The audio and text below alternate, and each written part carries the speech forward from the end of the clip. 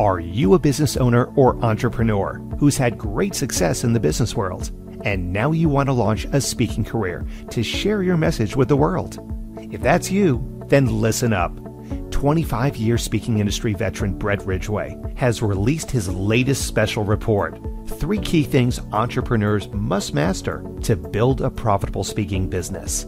To pick up your copy, go to brettridgway.com/freebie. Welcome to the Spotlight on Speaking show with Brett Ridgway, where you'll learn the keys to building a profitable speaking business from speaking industry pros. Each week, we interview a great guest who will share his or her speaking journey, identify what their keys to success have been, and highlight some critical mistakes they've made along the way that you'll want to avoid. Be sure to visit our website at spotlightonspeaking.com. And while you're there, subscribe to us via your favorite network. Now, sit back, tune in, and get ready to meet this week's guest. Hello again, everyone, and welcome to another episode of the Spotlight on Speaking show with Brett Ridgway. I am your host, and I'm excited today to have as my guest Dr. Dolores Fazzino. She's a remarkable and multifaceted healthcare visionary, nurse practitioner, and medical intuitive with over 40 years experience in the healthcare industry. With an unwavering commitment to blending conventional medicine with intuitive healing, Dr. Fazzino has embarked on a transformative journey to bridge the gap between science and spirituality. Her unique and captivating approach to healthcare has touched the lives of countless individuals, offering them a holistic path toward wellness and empowering them to discover the interconnectedness of mind, body, and soul. Welcome, Dr. Dolores Fazzino, to the Spotlight on Speaking show. Well, thank you, Brett. I really appreciate that. And thank you for the nice introduction as well. Well, you're certainly welcome. So you're probably the first doctor I've had on my podcast, Dr. Fazzino. So to give us a frame of reference a little bit before we get into your speaking journey, tell us a little bit about your whole career path, so to speak. So we got a little framework to work with. Oh, sure. I am a nurse practitioner. So a doctorate is the end educational track for a nurse practitioner, a clinical nurse midwife, clinical nurse specialist, and a nurse anesthetist. So I have a lot of knowledge. The doctorate is called a DNP, Doctorate of Nursing Practice. And so that's where my expertise lies in leadership, but also I worked a lot with the spirituality and healthcare as well as part of my doctoral education. So, and the other thing too is you're addressing the whole thing about how people get started in their careers and stuff like that. Believe it or not, we always have those pivotal moments in our lives. And as a teenager, I was actually on a pathway to become a concert clarinetist. And in the 11th hour in my junior year of high school, I witnessed a miraculous healing of my father's chronic health condition, which was a game changer for me. And I decided that at that time it was my mission in life to go into healthcare to bridge the gap between the physical and the spiritual and the visible with the invisible. So that's where my pathway has been ever since. Now, obviously, a lot of people would say that science and spirituality never the twain shall meet. So how do you address those naysayers, just out of curiosity? Well, you know what? I think things are more connected than people have any clue. And I feel that science has its place. And I know in healthcare, we really focus on evidence-based medicine. But what exactly is that? Because there are so many things that happen, and we've all had our own personal experiences, but yet science is unable to put it in their little box to define it as evidence-based. So it's confining, I think, the science, but when you add the spiritual aspect and blend it together, they kind of marry each other because one's more yin and one's yang, and you need both in order to have it's like they're good by themselves, but when you connect them together, they're very synergistic. So they're greater than the whole. I'm sure that's a subject you could talk on for hours, but we're going to talk about speaking today. So let's switch Absolutely. gears. So, at what point in time in your career, Dolores, did you decide I need to get out and be a speaker to share my message, whatever that message may be? Well, I'm sure what I'm going to share is very ununique to everybody. Believe it or not, I really had a fear of speaking and a fear of, oh my God, public speaking. But it's just like I knew that what I needed to share was very important, and I had a lot of wisdom and knowledge. And I got comfortable over time. So I would say probably for the last 25 years, I've been out speaking and voicing my opinions, but also my information Mm-hmm. to share with the masses, because I feel what I have to share is very important. And it's very crucial at this time in what we're experiencing in the world, but also in the world of healthcare. So, what kind of groups do you typically speak to, Dolores?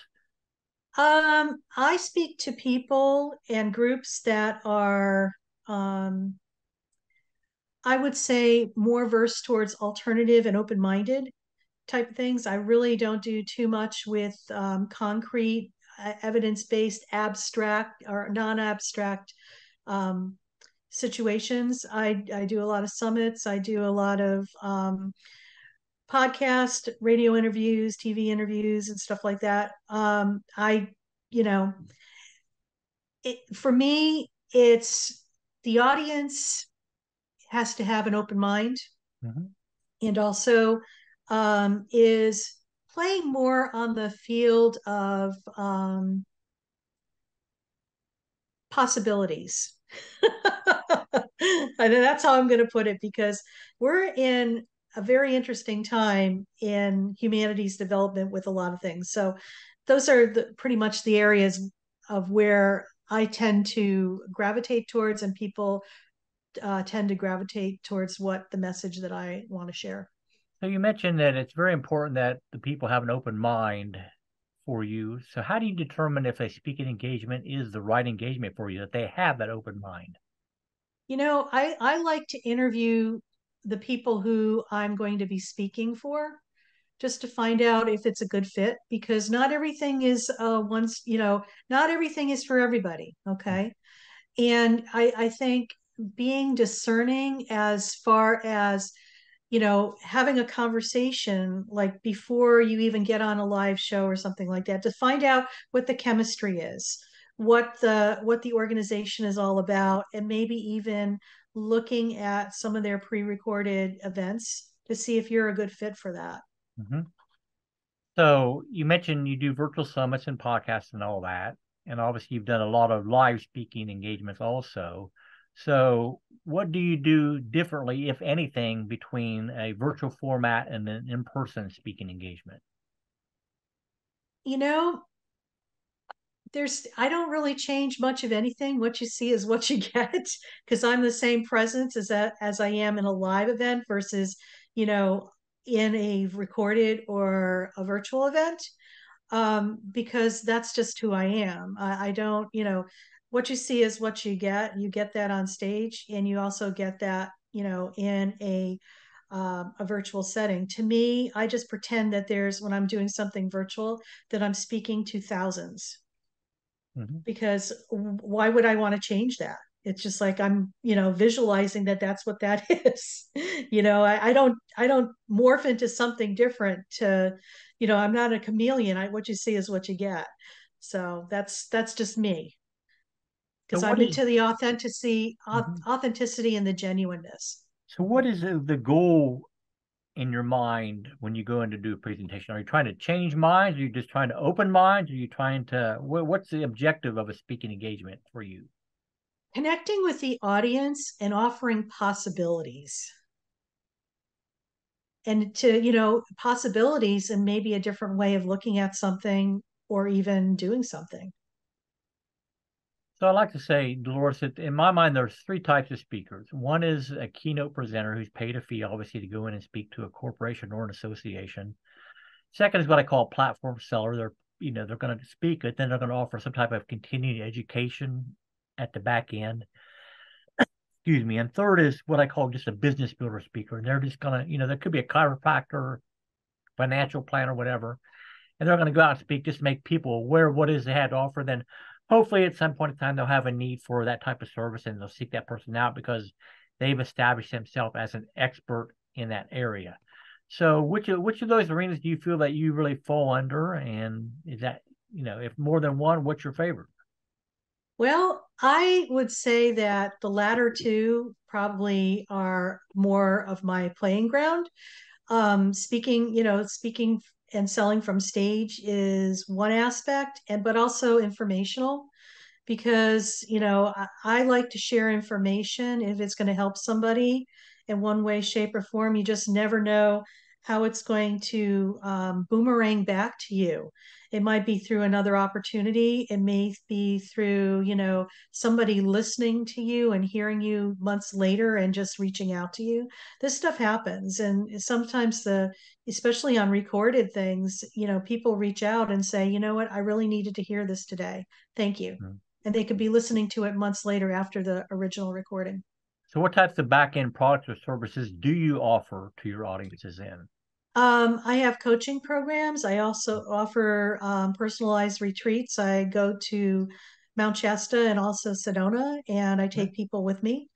And we put together customized retreats for them. They could be an individual or groups up to like 5 to 8 people. If they want to bring those people with them, we do that. And So in you any way mentioned, that, go ahead. well, you mentioned that, one of your goals is to connect with the audience or whatever. So how do you measure in your mind how well you connected with an audience, that your message has really hit home? Wow. On a live stage, of course, that's way easier to do because you could feel the audience. And what I really like to do a lot of times before I even start speaking, I'll be on stage and I'll have like a moment pause because I'm just feeling everybody. It's Mm-hmm. just the energy and just feeling what's going on because sometimes, you know, we have our formats of what we want to talk about, but based on what you're feeling from the audience and what they're needing, sometimes you tweak it a little bit to bring some other parts into it that you never did. So that there's an art and a craft to that, and it's like reading your audience and providing them information that would resonate with that feel. Well, you talk about tweaking your presentation. So I assume you have a core signature talk or whatever. How much do you customize based on the audience, and how do you find out what you need to customize? That's interesting. There's a lot of times your audience, if you are working with somebody, an organization, you could just ask bunches of questions about what they feel that their audience is about and what they would want to hear. But a lot of times, so you have a I always things are more than black and white. Okay. I'm going to just say that there's all these shades of gray in there. And this is where those shades of gray come in. So you have basics of what you want to cover and the points you want to bring home, and share with the audience. Sometimes you may share a different story that you did not think about, but it just feels right in the moment that you need to Mhm. share that. So it's like trusting that and just following your intuitive guidance with it as well. Okay. So give me, let's say, three keys to success to be a good speaker.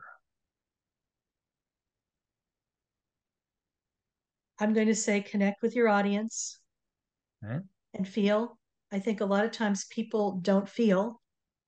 They think they know what the audience wants, but it's just feeling the energy. So really tapping into what is happening in the room. You could feel that sometimes.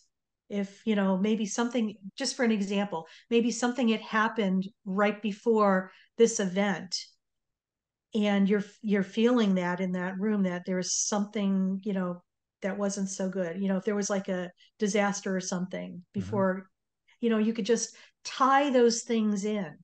So so you make it very real for them, but also acknowledging what's happening as well. Okay. So one is connect. Number two? Number two is have a sense of humor.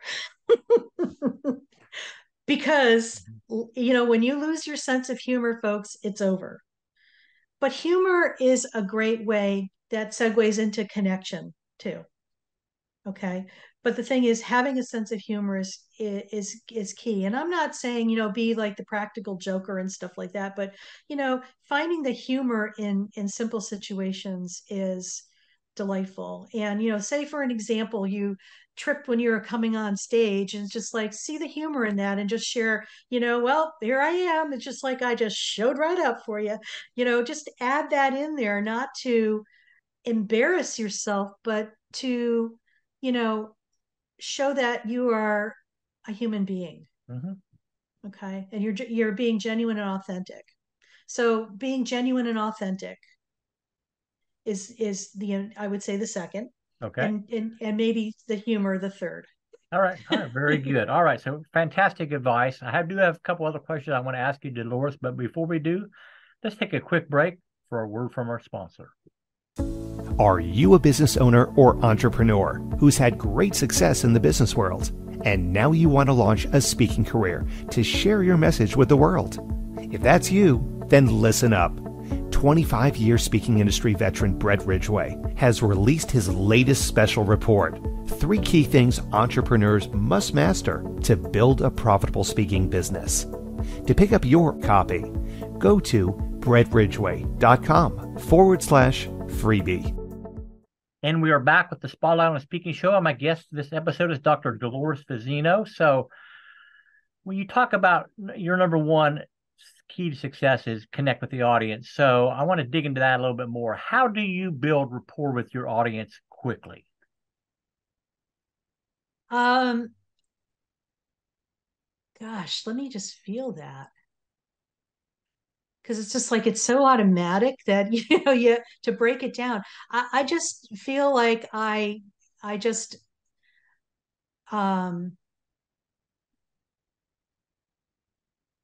connect heart to heart. I think that's the best way I could describe it.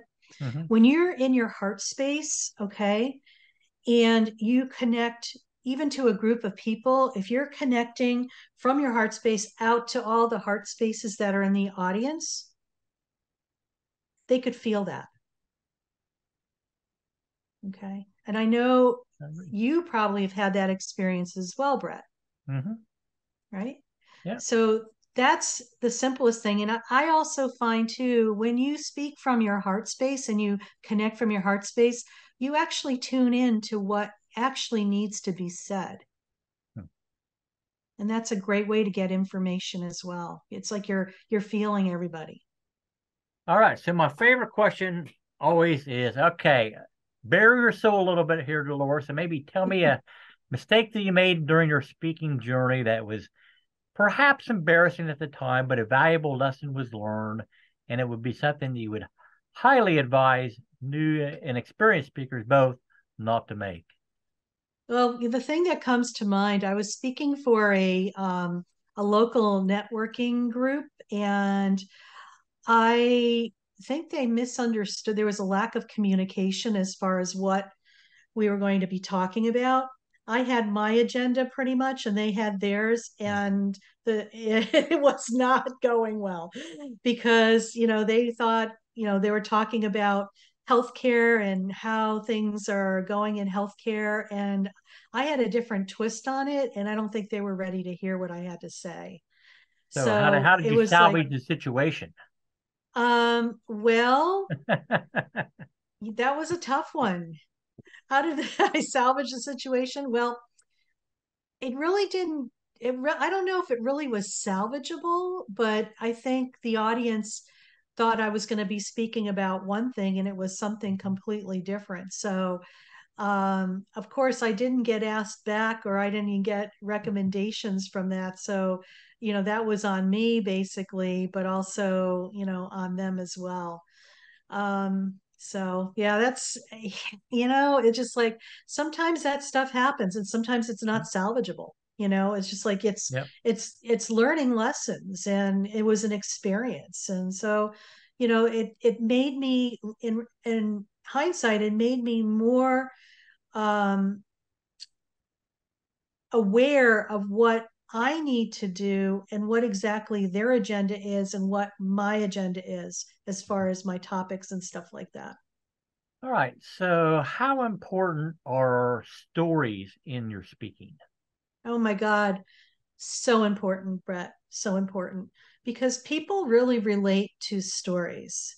They're actually, experiences that people have had. And surprisingly, we've all had very interesting stories that have really set the foundation of who we are and have been part of our lives.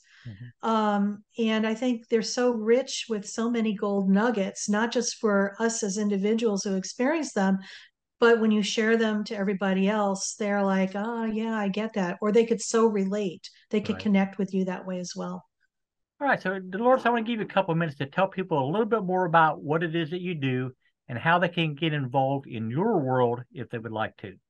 Oh, thank you, Brett. I appreciate that. Well, as I was introduced, I'm a nurse practitioner. I'm a medical intuitive. I'm a healer and a coach. I'm also an author.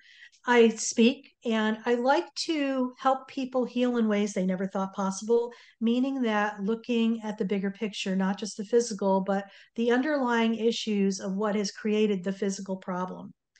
Okay, so it could be a disease, a cancer. It could be you're at a crossroads in your life and you don't know what the heck to do. Or maybe you lost your job, or you are like ending relationships. Any of those areas, there's still underlying issues, like what are you thinking about, what your beliefs are, how you experience your emotions, and whether or not you're connected to yourself in your physical body, or you live in your head all the time. So all those come into play as to getting you into alignment and balance so you could have lasting health and true wellness. So I help people with that. So it's like a journey of self-discovery to Mhm. get you more connected with yourself, learn how to be your own best friend, and learn how to trust that little voice in yourself. All right. Very good. Where do they go to find out more information, Doctor? They could come to my website. It's Dr. Dolores Fazzino, Dolores Fazzino, F as in Frank, AZZ as in zebra, INO.com. All right, very good. Well, I want to sincerely thank Dr. Dolores Fazzino for being my guest on this episode of the Spotlight on Speaking show. As always, I thank everybody out there for listening. If you haven't been to the Spotlight on Speaking website, by all means, hop on over there and register with your favorite service to be notified of upcoming episodes. And as always, I wish you the greatest success in all that you do. And may this year be your greatest year yet. Take care, everybody. Bye-bye. This has been the Spotlight on Speaking show with Brett Ridgway. Be sure to join us every week as we interview speaking industry pros and have them share their best tips for building a profitable speaking business. Until next week, thank you for tuning in, and remember to visit our website at spotlightonspeaking.com so you can enjoy even more great episodes like this one. While you're here, be sure to subscribe via your favorite network. We look forward to seeing you next time on the Spotlight on Speaking show.